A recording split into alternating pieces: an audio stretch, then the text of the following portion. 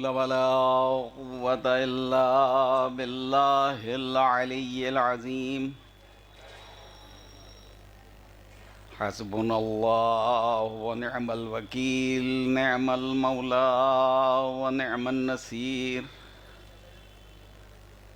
أعوذ بالله من شر الشيطان اللعين الرجيم بسم الله الرحمن الرحيم الحمد لله الذي لم يتخذ صاحبة ولا ولدا ولم يكن له شريك في الملك ولم يكن له ولي من الذل وكبره تكبيرا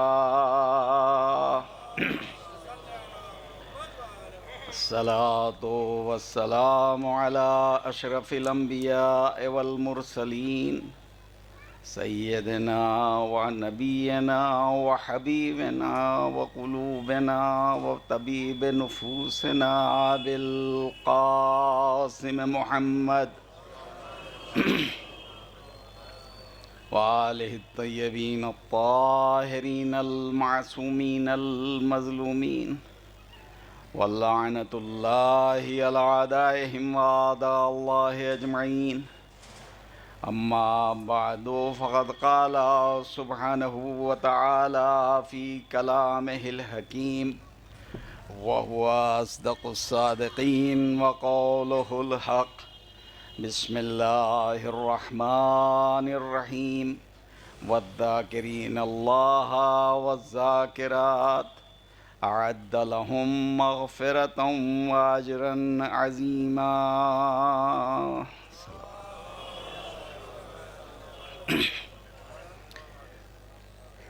حضرات، ایک مرتبہ سورہ حمد اور 3 مرتبہ سورہ اخلاص کی تلاوت فرما کر مرحوم مغفور جناب سید ظفر مسعود ابن سید ظفر احمد مرحوم کی روح کو ایصال فرما.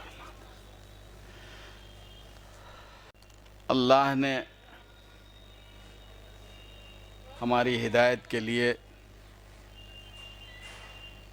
جو اہتمام کیا ہے اس پر اگر ہم توجہ دیں، غور فرمائیں، غور کریں تو ہمیں اندازہ ہوگا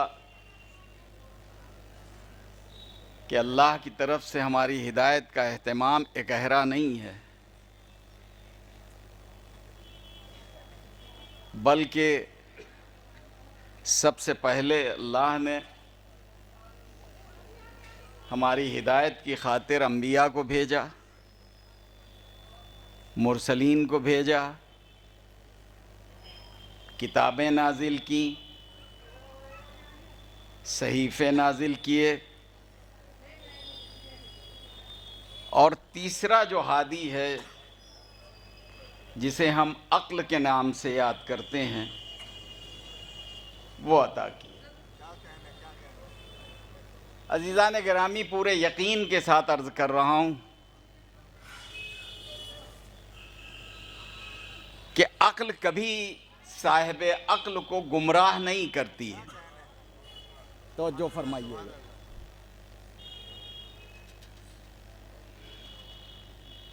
عقل کبھی بھی صاحب عقل کو، انسان کو گمراہ نہیں کرتی ہے. لیکن پھر بھی گمراہ ہے انسان. وجہ کیا ہے؟ وجہ یہ ہے کہ ہم نے جس شے کو عقل نام دے رکھا ہے اور جسے ہم بروئے کار لے آتے ہیں وہ عقل نہیں ہے، وہ ہمارے جذبات ہیں.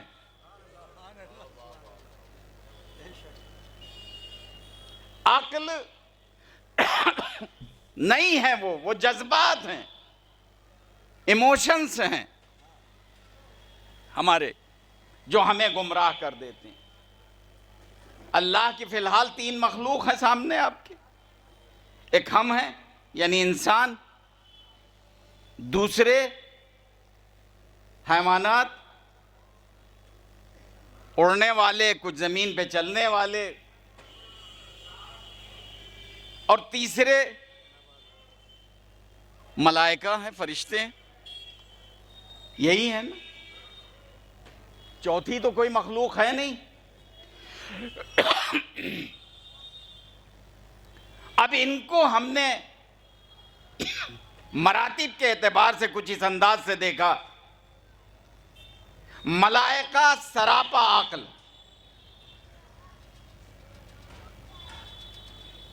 سراپا عقل ہے ملائکہ، ان کے ہاں جذبات نام کی کوئی چیز نہیں پائی جاتی۔ نتیجہ کیا ہے؟ توجہ فرمائیے گا پڑھے لکھے حضرات، تشریف فرما۔ نتیجہ کیا ہے؟ سارے کے سارے ملائکہ تابعدار ہیں اپنے رب کے، اپنے مالک کے، اپنے خالق کے۔ کوئی ایک ایسا فرشتہ بتا دیجئے کہ جس نے بارگاہ معبود میں آن کر کے بغاوت کی ہو، اور اگر کسی نے بغاوت کی ہے تو وہ ملائکہ میں سے نہیں تھا، کان من الجن، وہ جناتوں میں سے تھا، جسے آپ ابلیس کہتے ہیں۔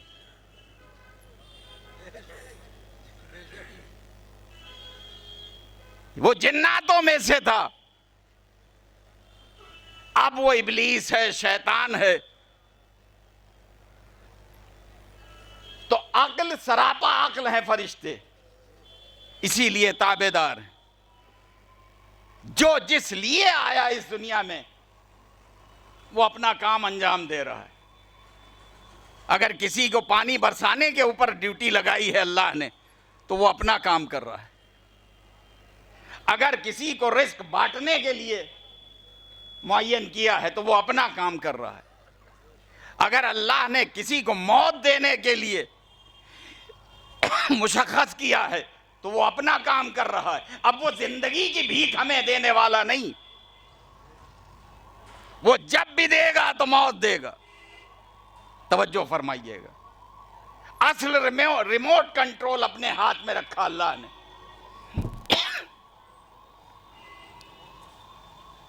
اب اس کے بعد ایک اور قسم ہے فرشتوں کی، وہ اپنا کام کر رہے ہیں۔ وہ کون ہیں؟ ان کی تعداد سے ہمیں مطلب نہیں ہے، لیکن کثیر تعداد ہے جن کو حکم ہے اللہ کی طرف سے کہ تمہیں مزار حسین کا طواف کرنا ہے۔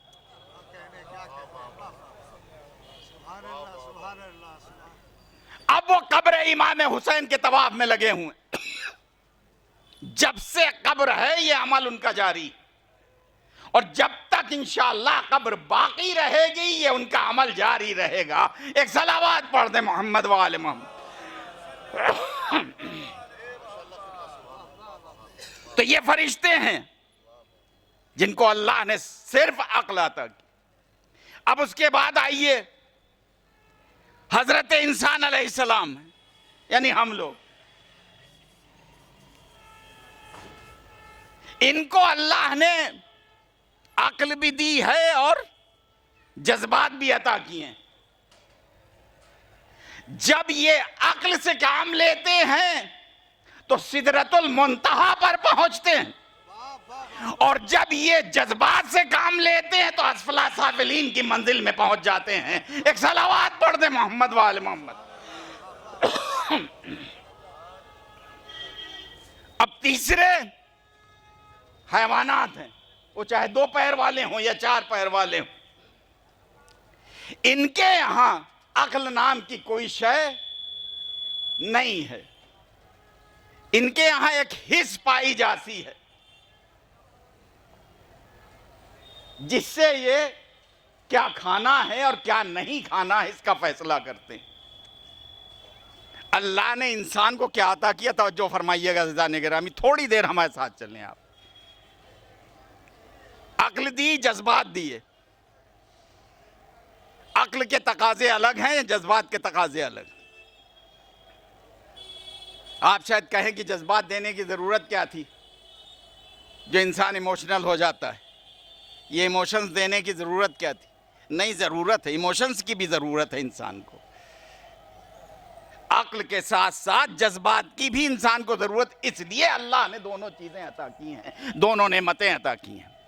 اب کہاں کہاں پر ضرورت ہے جذبات کی، یہ شریعت فیصلہ کرے گی، یہ شریعت فیصلہ کرے گی۔ جانوروں کے یہاں صرف اور صرف جذبات ہیں، عقل نام کی کوئی شے نہیں، صرف جذبات ہیں۔ لیکن عزیزان گرامی، فطری طور پر اگر ہم ان جانوروں کو دیکھتے ہیں تو وہ سب کچھ نہیں کھا جاتے ہماری طرح۔ نہیں غور کیا؟ فطری طور پر جو فطرت کے تقاضے دے کر کے اللہ نے ان کو بھیجا ہے اس دنیا میں، اگر اس کے مطابق آپ دیکھیے تو ہماری طرح سب کچھ نہیں کھاتے۔ جو جانور سبزی خور ہیں وہ تاحیات سبزی خور، اور جو جانور گوشت خور ہیں وہ تاحیات گوشت خور۔ شیر کے سامنے آپ کوئی اپنا پسندیدہ مربع بنا کے رکھ دیجئے، وہ عزت نفس کی خاطر مر جائے گا بھوکا، لیکن آپ کے سیب کے مربے کو منہ تک نہیں لگائے گا۔ اور ویسے ہی کسی جانور کو اس کے سامنے پیش کر دیجئے، پوچھے گا بھی نہیں، اور کھانے کے بعد ڈکار بھی نہیں لے گا، پورا جانور ڈکار جائے گا، اس لیے کہ اس کی فطرت میں ہے گوشت کھانا، اس کی فطرت میں ہے سبزی کھانا، گھاس کھانا۔ انسان کے یہاں عزیزان گرامی اللہ نے عقل بھی دی، جذبات بھی دیے، ان دونوں کی ضرورت ہے انسان کو، عقل کی بھی اور جذبات کی، لہذا یہ دونوں نعمتیں عطا کی۔ لیکن انسان صرف جذبات سے فیصلہ کرتا ہے، نتیجہ یہ ہے چند چیزوں کو چھوڑ کر کے سب کچھ کھا جاتا ہے۔ جو سامنے آیا ہڑپ کر جاؤ۔ مجھے مجمع کا اندازہ ہے، آپ اطمینان رکھیے، اسی لحاظ سے میں نے ایک آیہ مبارکہ کی تلاوت کی شرف حاصل کی۔ سب کچھ کھا جاتا ہے، اگرچہ اس کی فطرت اور جبلت میں بھی کچھ چیزیں ہیں کہ تمہیں یہ کھانا ہے یہ نہیں کھانا ہے، لیکن پھر بھی یہیں کے اوپر شریعت کی ضرورت پڑی ہمیں آن کر، کہ جب ہماری عقل نے فیصلہ کرنا چھوڑ دیا اور ہم نے جذبات کو سامنے رکھا، عقل کو پیچھے رکھا، تو اب شریعت کی ضرورت پڑی۔ شریعت نے بتایا کہ تمہیں یہ کھانا ہے یہ نہیں کھانا، اس کتاب کو پڑھنا ہے اس کتاب کو نہیں پڑھنا، ان مناظر کو دیکھنا ان مناظر کو نہیں دیکھنا، ان سے بات کرنا ہے ان سے بات نہیں کرنا ہے، ان کے ساتھ ٹیبل پہ بیٹھنا ہے ان کے ساتھ ٹیبل پہ نہیں بیٹھنا ہے، اس راستے پہ جانا ہے اس راستے پہ نہیں جانا ہے۔ اسی کا نام عزیزان گرامی شریعت ہے۔ جگہ جگہ جو رکاوٹیں کھڑی کی ہیں شریعت نے، حلال و حرام کے نام سے، واجب اور سنت کے نام سے، واجب اور مستحب کے نام پر، یہ صرف اسی لیے ہیں کہ ہم وہ کھائیں جو اللہ کو پسند ہے، ہم وہ کریں جو اللہ کو پسند ہے۔ ایک صلوات پڑھ دیں محمد وآل محمد۔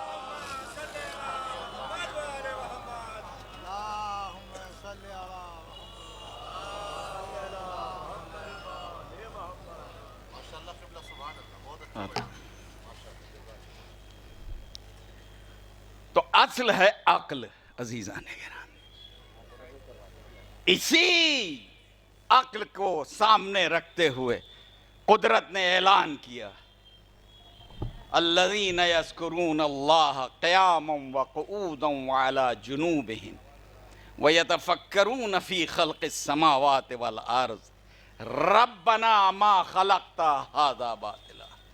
صاحبان عقل کی پہچان یہ ہے کہ وہ ہر حال میں اللہ کو یاد کرتے ہیں۔ یذکرون اللہ قیاما وقعودا وعلی جنوبہم، یہ کن کی علامتیں ہیں؟ جانوروں کی نہیں، فرشتوں کی بات نہیں ہو رہی، یہاں انسان ہے جس کو اللہ نے عقل دی ہے۔ اب کہہ رہا ہے کہ ایسے لوگوں کی پہچان یہ ہے کہ وہ ہر حال میں اللہ کو یاد کرتے ہیں، اللہ کا ذکر کرتے ہیں۔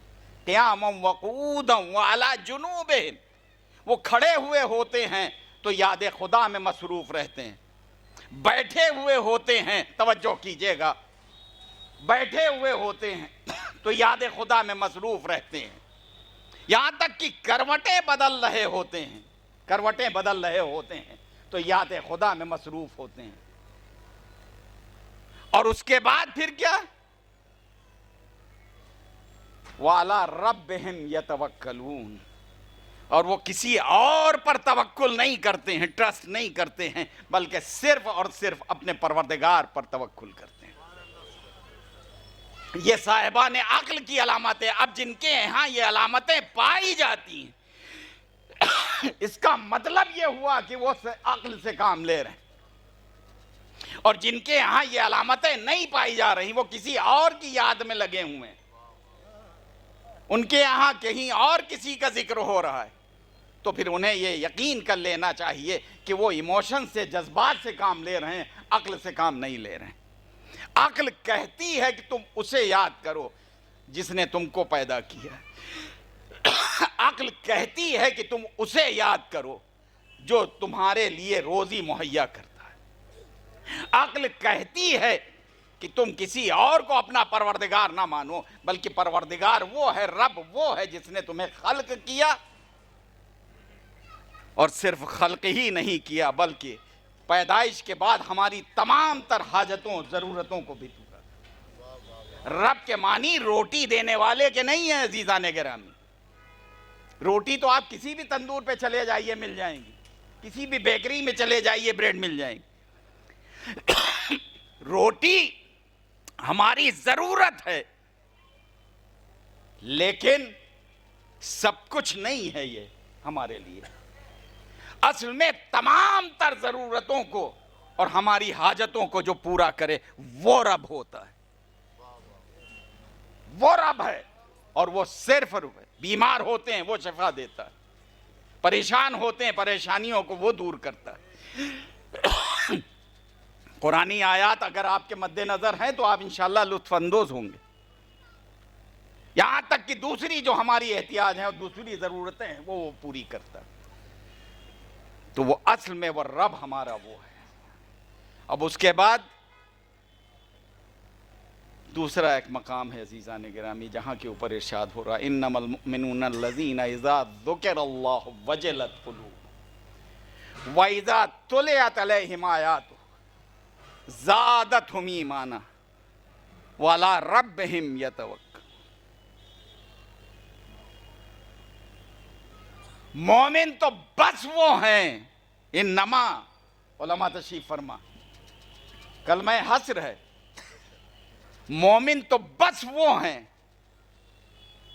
کہ جو اللہ کو یاد کرتے ہیں، اور ان کے سامنے جب اللہ کا ذکر ہوتا ہے تو ذکر خدا سن کر کے ان کے قلوب خوف سے تھرانے لگتے ہیں۔ وَإِذَا تُلِيَتْ عَلَيْهِمْ آيَاتُهُ زَادَتْهُمْ ایمانا، اور جب ان کے سامنے اللہ کی آیتوں کی تلاوت ہوتی ہے تو سن کر کے اپنے ایمان میں اضافہ کرتے ہیں، اپنے ایمان میں اضافہ کرتے ہیں۔ توجہ فرمائیے گا، یہ ہے مسلسل ذکر خدا کا نتیجہ۔ لیکن ایک چیز اور آپ کے خدمت میں قرآن اور حدیث کی روشنی میں عرض کر دوں کہ قلیل ذکر کے اوپر اللہ راضی ہونے والا نہیں ہے۔ خود اس نے کہا ہے، یہ ہم اپنی طرف سے نہیں کہہ رہے ہیں کہ ہم نے اگر 2 رکعت نماز پڑھ لی تو یہ کافی ہے، 17 رکعت نماز پڑھ لی تو یہ کافی ہے، اذان دے دی تو یہ کافی ہے۔ نہیں، ذکر جہاں جہاں لفظ ذکر استعمال کیا ہے اللہ نے اپنے ذکر کے بارے میں بات کی ہے تو وہاں لفظ کثیرہ بھی استعمال کیا،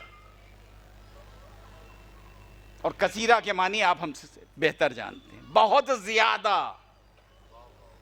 چنانچہ ارشاد رب العزت ہو رہا یا ایھا الذین آمنوا اذکروا اللہ ذکرا کثیرا وسبحوہ بکرۃ واصیلا۔ اے صاحبان ایمان، تم اللہ کو بکثرت یاد کرو، وسبحوہ بکرۃ واصیلا، اور صبح و شام اسی کی تسبیح کرو، اسی کی تسبیح۔ اسی سے مراد کون؟ یعنی اللہ کی ذات۔ تو اب یہاں پر 2 چیزیں پیدا ہو گئیں، ایک ہے ذکر خدا اور ایک ہے تسبیح خدا۔ یہ دونوں الگ نہیں ہیں، ہم نے الگ الگ ان کو کر رکھا ہے، یہ دونوں ایک ہیں۔ اصل مسئلہ ہے کثرت کا، کہ بکثرت یاد کرو، زیادہ سے زیادہ اللہ کو یاد کرو. کیوں؟ آخر کیوں ہم اللہ کو یاد کریں؟ تو ایک دوسرے مقام پر ارشاد ہوا کہ ہم نے تمہاری ہدایت کا انتظام کیا ہے. ہم نے تمہاری ہدایت کی ہے، اس لیے ہمیں یاد کرو. سورہ مبارکہ جمعہ میں پرسوں ہی آپ نے سنا ہوگا کہ اذا نودی للصلاۃ من یوم الجمعۃ فاسعوا الی ذکر اللہ وذروا البیع،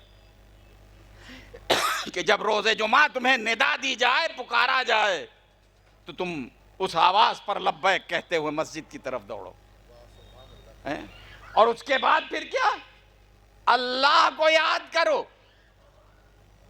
ٹھیک. اور پھر فارغ ہونے کے بعد اللہ کی زمین پر پھیل جاؤ اور پھر یاد کرو اللہ کو. پھر یاد کرو اللہ کو. تو ابھی تو مسجد میں کیا کیا ہے؟ یاد ہی تو کیا ہے خدا.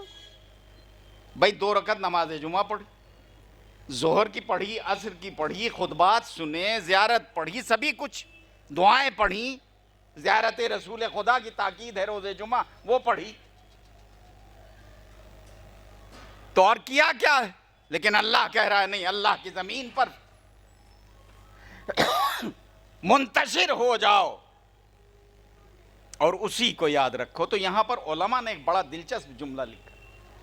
انہوں نے کہا یہاں پر یاد کرنا مقصود نہیں ہے بلکہ یاد رکھنا مقصود ہے. مسجد میں یاد کیا ہے، مسجد کے باہر یاد رکھو تاکہ شیطان تم پر غالب نہ آئے. کیونکہ مسجد کے اندر شیطان نہیں ہے، مسجد کے باہر ہے. یہ بھی میں روایت کی روشنی میں عرض کر رہا ہوں. لہذا وہاں یاد کیا ہے، باہر نکلتے ہوئے باہر جب رہو مسجد کے تو اسے یاد رکھو. یاد رکھو گے تو شیطان سے محفوظ رہو گے، شیطان کے شر سے محفوظ رہو گے، وسوسوں سے محفوظ رہو گے، ابلیسیت سے محفوظ رہو گے، بدعات اور برائیوں سے محفوظ رہو گے.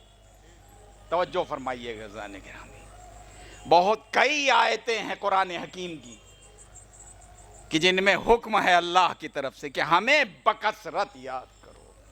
اب اس کا فائدہ کیا ہوگا؟ اس کا فائدہ کیا ہے؟ ایک فائدہ تو یہ کہ شیطان کے وسوسے سے ہم محفوظ رہیں گے، برائیوں سے ہم محفوظ رہیں گے.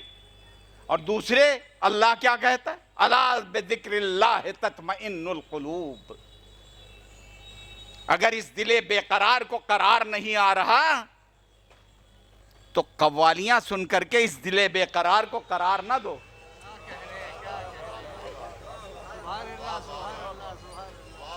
بلکہ ذکر حق سبحانہ وتعالی کرو. الا بذکر اللہ تطمئن القلوب. اگر اس دل بے قرار کو تم قرار دینا چاہتے ہو تو اس کے لیے ایک دوا ہے، اور وہ دوا یہ ہے کہ تم اللہ کو یاد کرو، اس کو یاد کرو. اس کے بعد تیسرا جو فائدہ بیان کیا ہے، فَاذْكُرُونِي أَذْكُرْكُمْ. تم مجھے یاد کرو، میں تمہیں یاد کروں گا.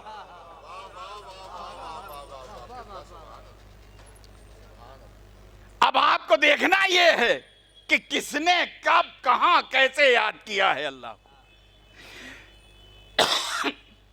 تو سب سے پہلے رسول اللہ،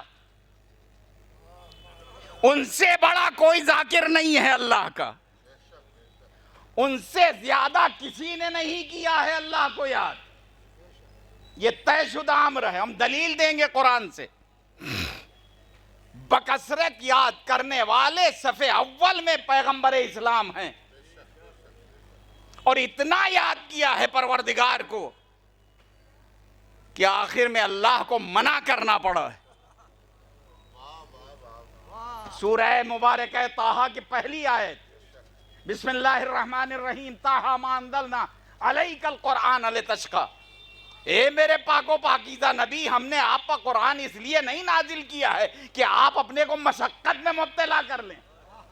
اب ذرا اس آیت کی تفسیر جا کے دیکھیے، تمام تر مفسرین نے لکھا ہے کہ پیغمبر گرامی اس قدر اللہ کو یاد کرتے تھے حالت قیام میں کہ آپ کے پاہائے مبارکہ ورم کر جاتے تھے، سوج جایا کرتے تھے. تو اللہ نے کہا طٰہٰ.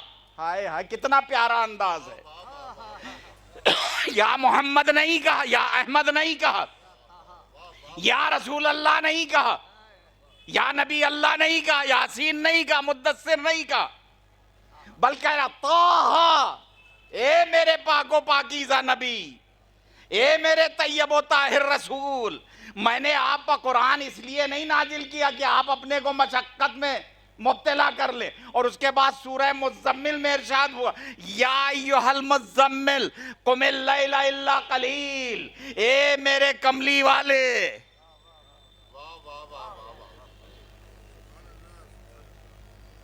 اب پتہ نہیں کالی تھی کہ بھوری تھی کہ کیسی تھی کملی، کملی تھی.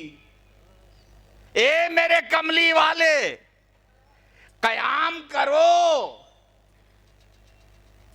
کتنا پیارا انداز ہے. قیام کرو الا قلیل، کم سے کم، کیونکہ ابھی تمہیں بہت آگے جانا ہے. پتہ نہیں کتنے بے دینوں کو دیندار بنانا ہے، پتہ نہیں کتنے بت پرستوں کو حق پرست بنانا ہے، پتہ نہیں کتنے خدا بیزار لوگوں کو بندہ خدا بنانا ہے، پتہ نہیں کتنے دشمنان اسلام کو ابھی آپ کو زیر کرنا ہے. لہذا ذرا اپنی صحت، اب اپنے انداز میں کہہ لوں، اپنی صحت کا خیال رکھو. ہمیں آپ کی حیات ظاہری بھی عزیز ہے، حیات باطنی بھی عزیز ہے. حیات ظاہری سلامت رہے گی تو تم آگے بڑھ سکو گے. ابھی تم مکے اور مدینے کی سرحدوں میں ہو، ابھی بہت آگے تمہیں جانا ہے. جب تک تم سندھ کی سرحدوں کو پار کر کے وہاں پر پرچم اسلام نہیں نصب کرو گے، تب تک تمہاری اہمیت اور ضرورت محسوس ہوتی رہے گی. ایک دور ایسا تھا میرے نبی کا کہ دنیا کہہ رہی تھی یہ مجنون ہے، پاگل، دیوانے. ایک وقت ایسا تھا کہ رسول اللہ کو شاعر کہا جاتا تھا، ساحر کہا جاتا تھا، جادوگر کہا جاتا تھا. ہٹو، جادوگر آ رہا ہے، شاعر آ رہا ہے، دیوانہ آ رہا ہے، مجنون آ رہا ہے. لیکن آج کے دور میں جہاں انسان ہیں وہاں محمدی ہیں. اور ہر آدمی یہی کہتا ہے ہمارے ہیں محمد. توجہ کیجئے گا، کچھ کہنا چاہتا ہوں. جس سے پوچھو وہ یہی کہے گا ہمارے ہیں محمد، ہمارے ہیں محمد. بعض لوگوں نے تو اتنی جسارت کی کہا ہمارے جیسے ہیں محمد. لیکن محمد مصطفیٰ نے کبھی پلٹ کے نہیں کہا کہ میں تمہارا جیسا ہوں یا تم سے ہوں، بلکہ اگر کہا ہے تو کیا کہا ہے؟ حسین منی وانا من الحسین. حسین میرا مجھ سے ہے اور میں حسین سے ہوں. اب تم عظمت حسین سمجھو. جسے محمد اپنا کہیں، اب اگر دنیا غیریت برتتی ہے تو یہ اس کی بدنصیبی ہے، امام حسین کے در کی نہیں.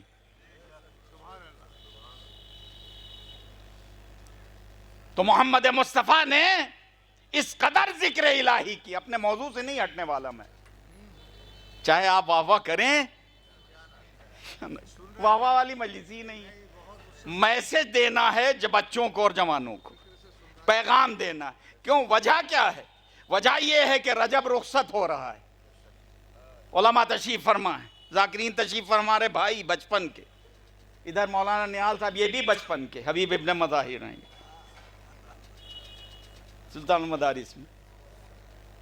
رجب رخصت ہو رہا ہے، شعبان کی آمد ہے، رمضان پوری تیاری کے ساتھ آنا چاہ رہا ہے. تو جب ادھر قدرت تیاری کر رہی ہے تو قدرت کی تسبیح پڑھنے والوں، ہمیں بھی تو کچھ تیار ہونا چاہیے. اور ہمیں نہیں معلوم کہ رجب کیسا گزرا،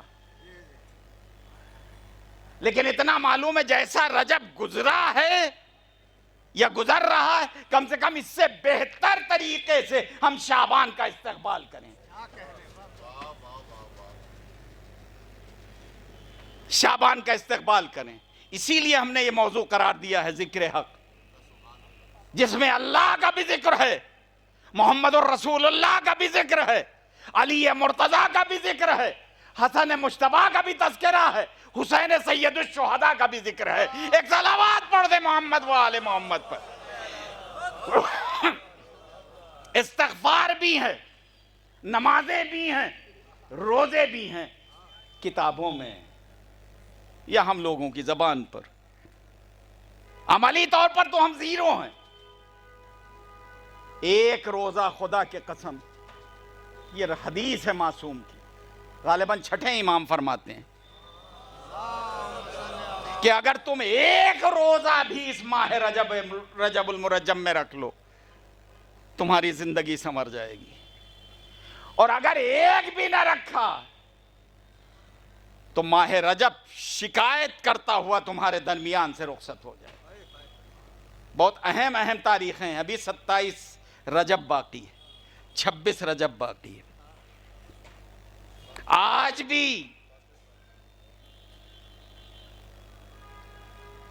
بھی عزیزان گرامی بہت اہم دن ہے. یہ ہم بعد میں عرض کریں گے مصائب کی شکل. تو رسول اللہ نے بکثرت اللہ کو یاد کیا. اب نتیجہ کیا ہوا کہ آپ کا نام ہی ذکر پڑ گیا. اب حدیث نہیں سناؤں گا دلیل کے طور پر، قرآن ہی سناؤں گا. قد انزل اللہ علیکم ذکرا رسولا ویتلو علیکم آیات اللہ. ہم نے ذکر کو رسول بنا کر کے بھیجا ہے. توجہ کیجئے گا، ذکر کو رسول بنایا. یہ ذکر سے مراد قرآن نہیں ہے، ذکر سے مراد جناب موسیٰ نہیں ہے، ذکر سے مراد یہاں پر عیسیٰ نہیں ہے، حضرت آدم نہیں ہے. قد انزل اللہ علیکم ذکرا رسولا، ہم نے ذکر کو رسول بنا کر کے بھیجا. تمام تر مفسرین نے لکھا ہے یہاں پر ذکر سے مراد ذات پیغمبر اسلام، ذات محمد مصطفیٰ صلی اللہ علیہ وسلم. اب ان کی شان کیا ہے؟ جس ذکر کو رسول بنا کر کے بھیجا ہے، اس کی شان کیا ہے؟ وَاتْلُ عَلَيْكُمْ آیات اللہ. اس کی شان یہ ہے کہ وہ تم پر اللہ کی آیتوں کی تلاوت کرتا ہے. کہاں کہاں تلاوت کی ہے اللہ کے رسول نے؟ اس سراپا ذکر نے مدینے میں، مکے میں، حرم الہی میں، کبھی خانہ کعبہ سے دور، کبھی خانہ کعبہ کے نزدیک. توجہ فرمائیے گا، پڑھے لکھے حضرات تشریف فرما. کبھی میدان میں، کبھی گھر میں، ہر جگہ اللہ کی آیتوں کی تلاوت ہو رہی ہے اور اللہ کا ذکر ہو رہا ہے. نتیجہ یہ ہوا کہ رسول اللہ کو اللہ نے ذکر کے نام سے یاد کیا ہے. اچھا، یہ ذکر ہیں تو اب ان کے اہل بیت کون ہوں گے؟ اہل بیت کون ہوں گے؟ بھائی یہ بیت، ان کی اولاد اہل بیت. تو پھر یہ ذکر، توجہ کیجئے، یہ ذکر تو اہل بیت، اہل الذکر. اب اہل الذکر کون ہیں؟ امیر المومنین قسم کھا کے کہہ رہے ہیں، واللہ نحن اہل الذکر. خدا کے قسم، کوئی اور نہیں، ہم. انا نہیں کہا کہ آپ کی ذات تک محدود ہو جائے بات. نحنو کہا، مولانا سے پوچھ لیجئے گا نحنو انا کا فلسفہ. نحنو کہا ہے، نحنو اہل الذکر. واللہ، خدا کے قسم، ہم ہیں اہل ذکر. اب اگر ہم نہ ہوں تو ہمارے بعد زمانہ خالی نہیں رہے گا اہل ذکر سے. حسن وہ نہ ہوں تو حسین ہے، وہ نہ ہوں تو علی ابن الحسین ہے، وہ نہ ہوں تو محمد ابن علی، وہ نہ ہوں تو جعفر صادق علیہ السلام ہے. اگر یہ بھی نہیں ہے تو ساتویں امام موسیٰ کاظم ہے. یہاں تک کہ جب تک دنیا باقی رہے گی بہترین دلیل ہے امام زمانہ کے وجود پر. اہل الذکر سے یہ دنیا خالی ہونے والی نہیں. اس لیے نحنو لفظ استعمال کیا امیر المومنین علی ابن ابی طالب صدیق اکبر نے.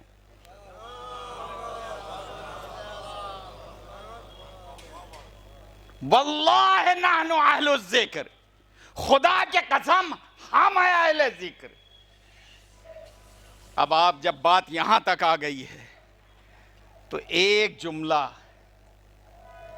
جملہ صرف اور صرف دیکھیے، کھلانے سے پیٹ بھرتا ہے. یہ حدیثوں میں آپ فیس بک وغیرہ پہ بہت چل رہی ہیں حدیثیں اس قسم کی. علماء کرام زحمت فرماتے رہتے ہیں اس قسم کی حدیث کہ کھلانے سے پیٹ بھرتا ہے.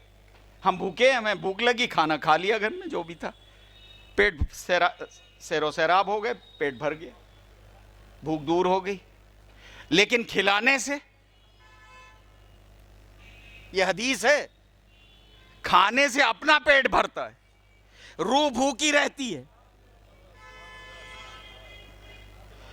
کھلانے سے بھوک بھی دور ہوتی ہے، روح بھی سیر و سیراب ہوتی ہے. تو اب اسی کو ذرا سا پلٹ دیجئے.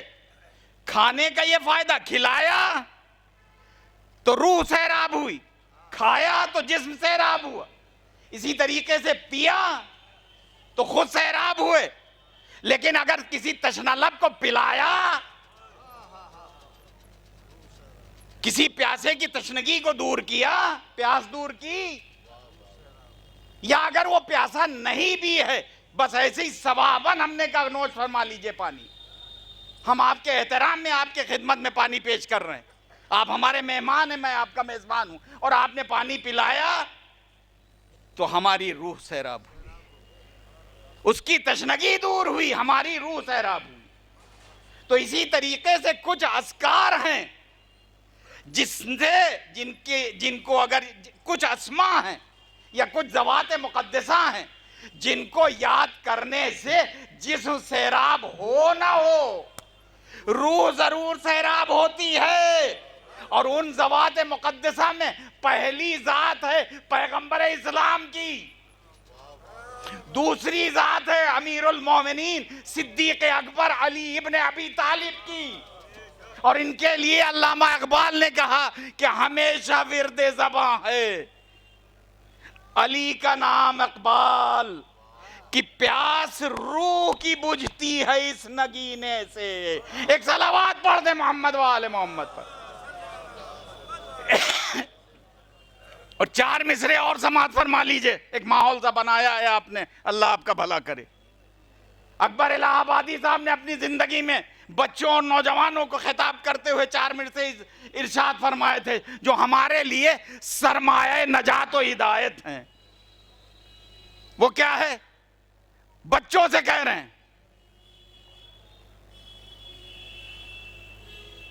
مفہوم اس کا کیا نکلتا ہے وہ اپنی جگہ پر، لیکن آپ کیا کہتے کیا ہیں؟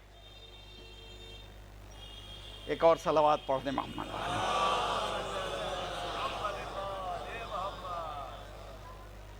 وہ نہیں یاد آ رہے ہیں، مفہوم آپ کی خدمت میں پیش کر دوں کہ انسان چاہے جتنی بلندیوں پہ پہنچ جائے، عرش پہ پہنچ جائے، چرخ پہ پہنچ جائے، لیکن وہ کہتے ہیں کہ بس ایک بات کا ہمیشہ خیال رکھنا، نہ اس کو بھولنا نہ اپنی اوقات کو بھولنا.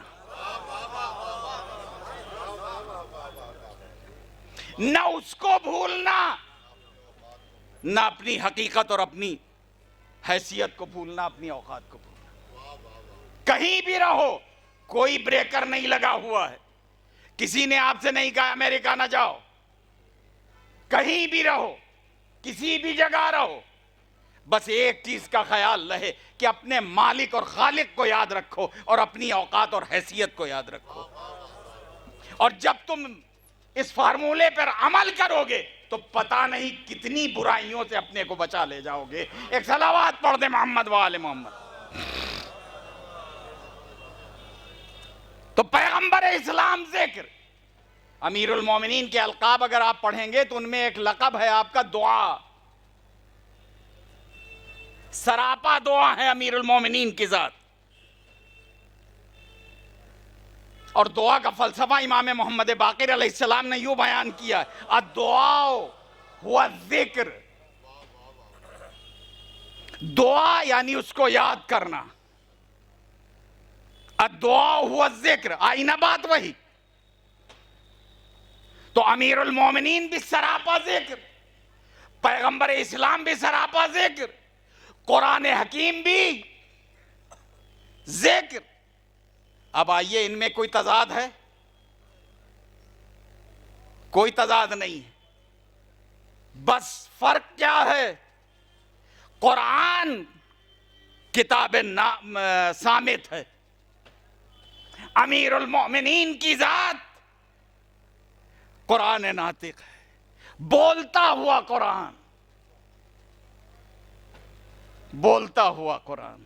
اسی لیے بار بار کہا جا رہا ہے کہ اپنی مجلسوں کو، اپنی نشستوں کو، اپنی محفلوں کو زینت دو.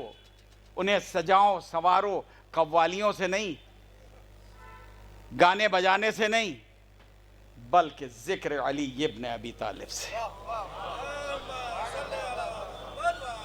اب آپ چاہتے ہیں عربی میں عرض کر دوں تو سن لیجئے، یاد آ گئی ہے تو سنائے دیتا ہوں.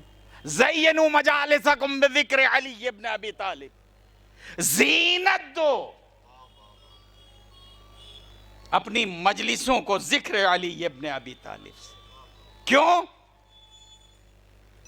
اس لیے کہ ان کا ذکر میرا ذکر ہے، اور میرا ذکر خدا کا ذکر ہے، اور خدا کا ذکر عین عبادت ہے. تو ذکر علی سے ایک فائدہ یہ ہے کہ جہاں کہیں بھی ذکر علی ہو، سمجھ لیجئے وہاں ذکر رسول بھی ہے، ذکر خدا بھی ہے. اور پھر وہ عمل آٹومیٹک ہمارا عبادت میں سے تعبیر کیا جائے گا، اور ہم عابد کہلائیں گے. یعنی ٹائم پاس مسئلہ نہیں ہے، وقت گزارنا نہیں ہے، بلکہ جتنا بھی وقت ذکر علی میں گزرا ہے، یاد رکھیے کہ یہ عبادت میں ذکر ہوں. اس کا اجر اللہ نے رکھا ہے. وقت نہیں میں عرض کرتا، اس کا اجر رکھا ہے. عزیزان گرامی، اگر تھوڑی سی اجازت دے دیجئے تو ایک دو باتیں اور عرض کر دوں آپ کے خلاف. بس ایک بات ہے کہ ان اذکار کا فائدہ کیا ہے. ذکر خدا کا، یاد خدا کا فائدہ کیا ہے؟ یاد خدا کا فطری طور پر اگر آپ دیکھیے گا تو اس سب سے بڑا فائدہ یہ ہے کہ اگر خدا یاد ہے تو آپ اپنے کو بہت سے گناہوں سے بچا لے جائیں گے. انسان اسی وقت گناہ کرتا ہے، برائی اس سے سرزد ہوتی ہے، کہ جب وہ اپنے کو محسوس کر لیتا ہے کہ میں بالکل آزاد ہوں، نہ مجھے کوئی دیکھ رہا ہے، نہ مجھے کوئی سن رہا ہے. لیکن اگر یہ تصور ذہن میں رہے کہ وہ سمیع بھی ہے، بصیر بھی ہے، علیم بھی ہے، خبیر بھی ہے، اس کے بندوں میں سے کوئی دیکھ رہا ہو یا نہ دیکھ رہا ہو، لیکن وہ سن بھی رہا ہے، دیکھ بھی رہا ہے، اور خبرگیری بھی کر رہا ہے، اور جاننے والا بھی ہے، تو ہم اپنے کو بہت سی برائیوں سے بچا رہے ہیں. یہ بچوں کے لیے عرض کر رہا ہوں. تنہائی کی زندگی میں خاص طور سے اس کو یاد رکھیے. کوئی یاد آئے نہ آئے کوئی مسئلہ نہیں، اسے یاد رکھو تاکہ تمہیں شیطان کے وسوسوں سے بچا لیا جائے. وہ بچا لے شیطانی حرکتوں سے. تو اب یہ خدا یاد کرے گا جی. اسی لیے علماء نے ذکر الہی کی درجہ بندی کی. پہلا درجہ ہے ذکر زبانی کا، زبان سے اللہ کو یاد کرنا. من صبح نماز پڑھی اور اس کے بعد نکل گئے ہاتھ میں تسبیح لے کر کے، تو اب ظاہر ہے پلاسٹک کی تسبیح ہے یہ، اس کے ہاتھ میں صرف لینے سے تو کوئی فائدہ ہی نہیں. اگر خاک کربلا کی ہو تو اگر زبان خاموش ہے تب بھی ثواب ملتا رہ گیا. یہ خود تسبیح کرے گی, لیکن اب تو سب کچھ پلاسٹک کا آ رہا ہے, کیا کریں. لہذا کبھی کوشش کیجئے کہ اگر خاک کربلا کی تسبیح مل جائے تو وہ استعمال کریں. ہاتھ میں لیے ہوئے مجلس میں بیٹھے ہیں, نہیں جب دل چاہ رہا ہے اس وقت زبان کو حرکت دیں, تو اپنا وہ تسبیح میں مصروف رہے. یہ ایک پیغام ہے چھٹے امام کی طرف سے, جن کا دسترخوان پرسوں ہوا ہے. تو ذکر زبانی, سبحان اللہ یہ زبانی ذکر ہے, الحمدللہ کہنا یہ زبانی ذکر ہے, لا الہ الا اللہ یہ زبانی ذکر ہے. اس کو علماء نے کہا یہ سب سے کمتر درجے والا ہے حساب. نماز پڑھی یہ بھی ذکر الہی کا ذریعہ ہے. اب اس کے بعد دوسرا درجہ آتا ہے ذکر قلبی یا فکری کا. بس یہیں سے بات کو آگے بڑھ جانا ہے مصائب. ذکر قلبی یا فکری کا, یہ دوسرے نمبر کا, یعنی دل ہی دل میں اللہ کو یاد کرنا, دل ہی دل میں اللہ کو یاد کرنا, یا اس کی مخلوق کے اوپر غور و فکر کرنا. یتفکرون فی خلق السماوات والارض, مومنین کی علامتوں میں سے جو علامت قرآن حکیم نے بیان کی ہے ایک یہ بھی ہے کہ وہ زمین و آسمان کی بناوٹ میں غور و فکر کرتے ہیں. اور انسان جب دیکھیے غور و فکر کرے گا تو نتیجہ تو بہرحال برآمد ہوگا, یا مثبت یا منفی. اس کی بناوٹ کے اوپر ہم نے غور کرنا شروع کی, کیوں بنایا, کس لیے بنایا, کیسے بنایا, تو نتیجہ تو کوئی نکلے گا نا کہ ہماری آواز کو منتشر کرنے اور پھیلانے کی خاطر اس کو بنایا. کیسے بنایا, اس طریقے سے بنایا. تو اب قرآن دیکھیے کیا منظر کشی کر رہا ہے. یتفکرون فی خلق السماوات والارض ربنا ما خلقت ھذا باطلا, کہ جب تم اللہ کی مخلوق زمین و آسمان کی بناوٹ پر غور کرو گے تو تمہیں اس میں کوئی عیب نظر نہیں آئے گا, اور برجستہ تم کہو گے ربنا ما خلقت ھذا باطلا, پروردگارا میں نے بہت غور کیا, اپنی فطرت میں ہے عیب جوئی, عیبوں کو ڈھونڈنا, خامیوں کو ڈھونڈنا, لیکن تیری اس مخلوق میں نہ زمین میں کوئی خامی نظر آئی نہ آسمان میں کوئی خامی نظر آئی. تو نے با مقصد یہ دونوں چیزیں پیدا کی. تو انسان جب غور و فکر کرے تو یہ بھی یاد خدا ہے. اب اس کے بعد آخری مرحلہ ہے, بس زحمت تمام ہے آپ کی, آخری مرحلہ ہے, اور وہ ہے یاد عملی کا. یہ سب سے اہم ہے, یعنی عمل کے میدان میں اللہ کو یاد کرنا. صبح کی نماز پڑھی نہیں پڑھی, رجب میں کتنے روزے رکھے نہیں معلوم, معلوم ہی نہیں, کتنی دعائیں پڑھی, کتنا استغفار کیا, کچھ نہیں پتا ہمیں. ہم بالکل جیسے سارے مہینے گزار دیے ویسے ہی رجب کا گزارا. تو اس کا مطلب یہ ہوا کہ ہم اس مہینے کے حق سے غافل رہیں. اس کی ہونا ہے پرسش عزیزان گرامی, پرسش ہونا ہے. ہم سے سوال کیا جائے گا, پوچھا جائے گا کہ اس مبارک ترین مہینے کا کتنا تم نے حق ادا کیا. یا پھر یوں بھی سمجھ لیجئے کہ انسان جب حرام و حلال کے درمیان میں ہو اور فیصلہ نہ کر پائے اور حرام کی طرف راغب ہو جائے, اس وقت اگر اللہ کو یاد کر لے تو یہ سب سے اہم یاد ہے. اور اس سلسلے میں ایک چھوٹی سی حکایت آپ کی خدمت میں پیش کرنا ہے. ایک شخصیت گزری ہے تاریخ اسلام میں جن کا نام ہے عبداللہ. انہوں نے اپنے مصاحبین سے کہا کہ ہمیں جانا ہے شکار کے لیے, بس تھوڑی سی زحمت اور, شکار کے لیے جانا ہے. اب ظاہر ہے ہم اور آپ ہوتے ہیں, اپنا اٹھائی بندوق کو چلے گئے کہیں بھی شکار کے لیے, اگر اجازت ہے گورنمنٹ کی طرف سے. تو وہاں پر معاملہ یہ ہے کہ ان کے لاؤ لشکر کے ساتھ جانا ہے, شکارگاہ کی طرف چلے. شکارگاہ سے پہلے جناب عبداللہ کی نظر میں ایک چراگاہ نظر آئی. دیکھا ایک چراگاہ ہے, جانور چر رہے ہیں, اس میں ایک چھوٹا سا بچہ بوسیدہ لباس پہنے ہوئے کچھ بھیڑوں کو چرا رہا ہے. توجہ کیجئے گا، بھیڑوں کو چرا رہا ہے، آپ نے اپنی سواری روکی، اس کے پاس پہنچے، پہنچنے کے بعد کہتے ہیں کہ یہ جو بھیڑ کا بچہ ہے یہ ہمیں دے دو، اس چرواہے سے کہتے ہیں۔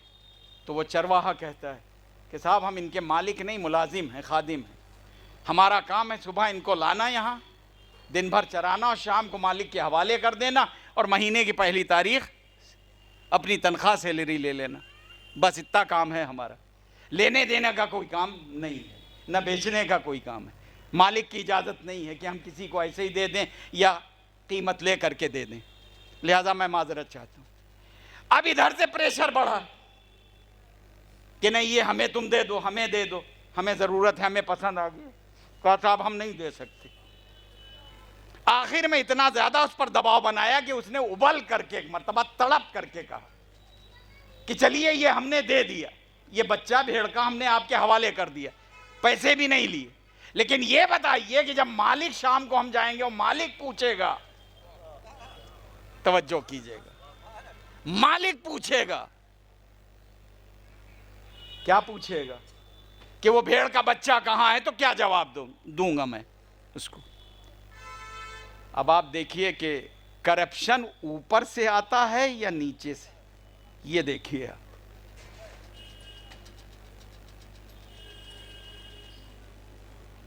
چنانچہ انہوں نے کہا میں راستہ بتایا دیتا ہوں، یہ حضرت عبداللہ نے کہا کہ ہم تمہیں راستہ بتایا دیتے ہیں۔ کہا کیا؟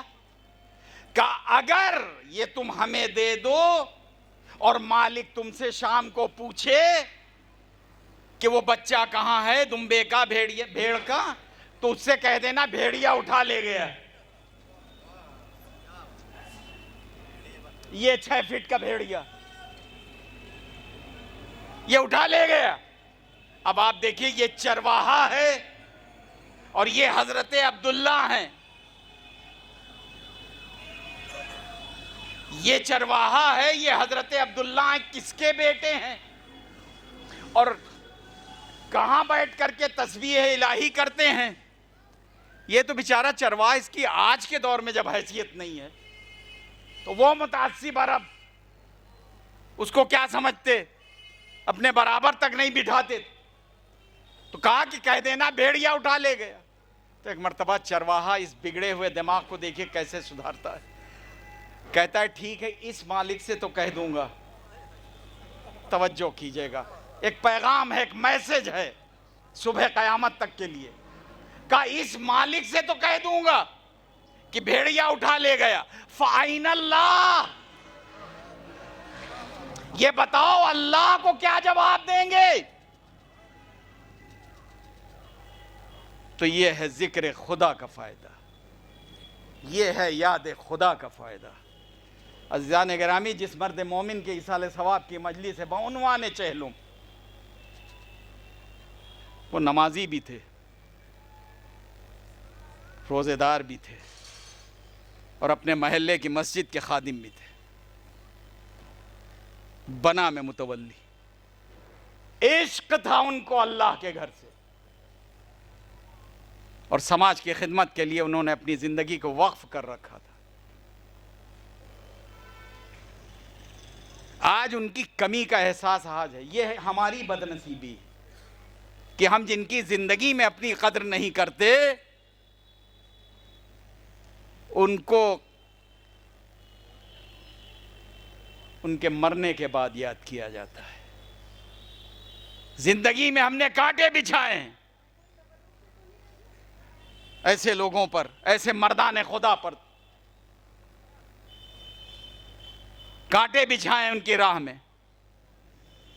اور مرنے کے بعد کیا کرتے ہیں؟ ان کانٹوں کو ہٹا کر کے وہاں پہ پھول لگ دیتے ہیں۔ یہ ہماری فطرت ہے۔ تو عشق الہی میں ڈوب کر کے انہوں نے سماج کی بھی خدمت کی، اللہ کے گھر کی بھی خدمت کی۔ ان کی اس قربانی کے صدقے میں اللہ ان کے درجات بلند کرے، اور ان کے فرزندان کو اور دیگر پسماندگان کو صبر جمیل عطا ہو۔ ایک امام حسین کے ماتمدار کی عزاداری کرنے آپ آئے، اس کی مجلس چہلم میں شرکت کرنے آئے، اور اتفاق ہے عزیزان گرامی کہ آج ایک کے مصائب نہیں بلکہ دو معصوم، ایک باب الحوائج امام موسیٰ کاظم علیہ السلام، جہاں تک میں نے پڑھا ہے واحد جنازہ ہے ساتویں امام کا، جن کی شہادت کے بعد ہتھکڑیاں اور بیڑیاں کاٹی گئیں، شہادت کے بعد۔ چوتھے امام بھی ہتھکڑیوں میں جکڑے ہوئے تھے، بیڑیوں میں جکڑے ہوئے تھے، لیکن زندگی میں حداد نے آن کر کے کھاٹ دی۔ لیکن 15 برس قید میں رکھنے کے بعد ہارون رشید عباسی نے جو سلوک کیا ہے امام موسیٰ کاظم علیہ السلام کے ساتھ، قید خانے کی بعض علماء نے منظر کشی کی ہے کہ جس قید خانے میں آپ قید تھے دراصل وہ قید خانہ تھا ہی نہیں، ایک چھوٹا سا نیچی دیواروں کا ایک کمرہ تھا، چھوٹا سا، جس میں 15 برس،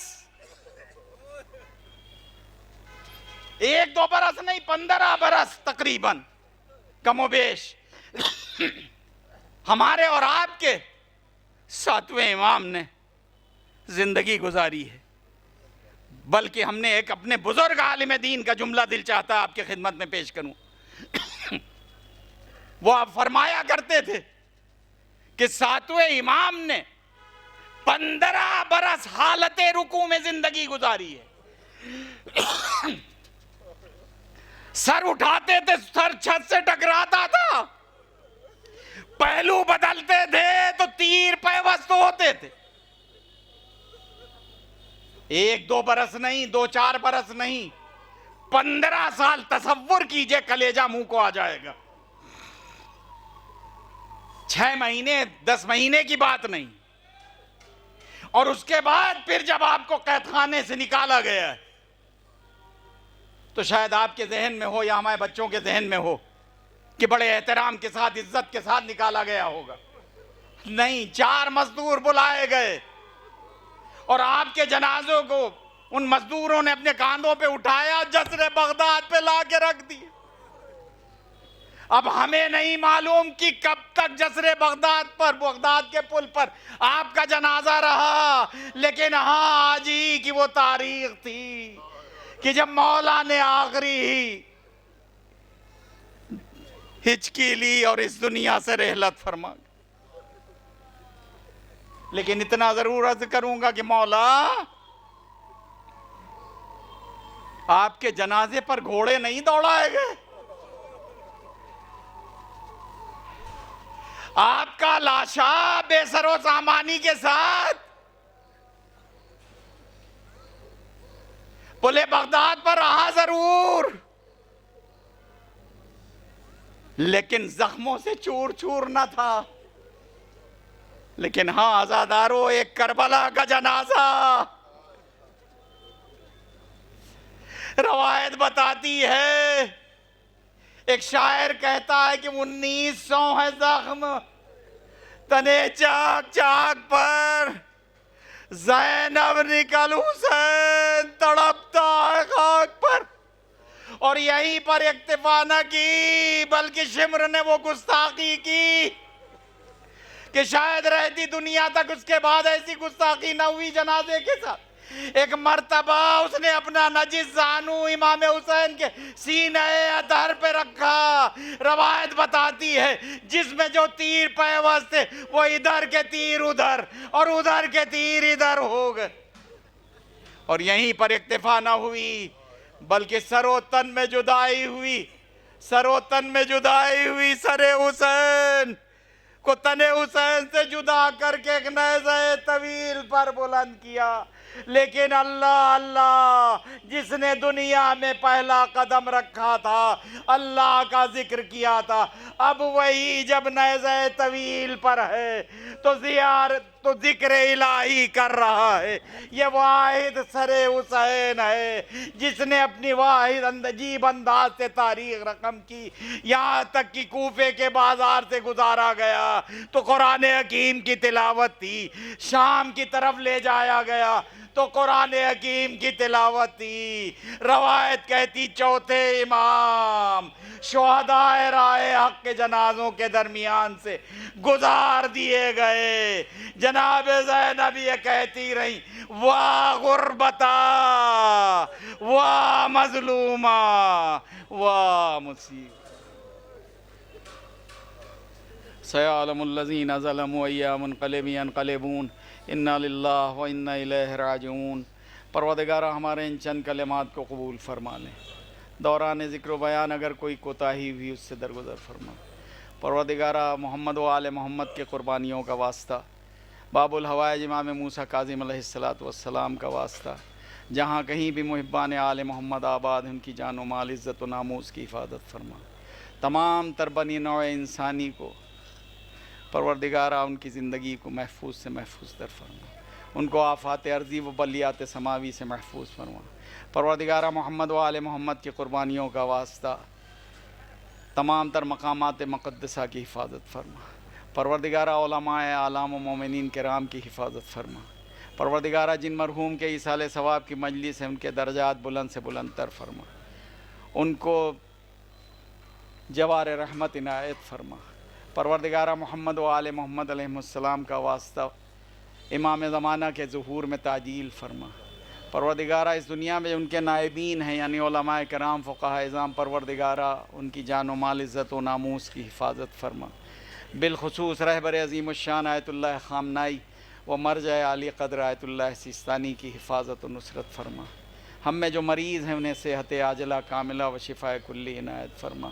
ایک مرتبہ سورہ حمد اور 3 مرتبہ سورہ اخلاص کی تلاوت فرما کے مرحوم مغفور سید ظفر مسعود ابن سید ظفر احمد صاحب کی روح کو ایصال فرما دیں۔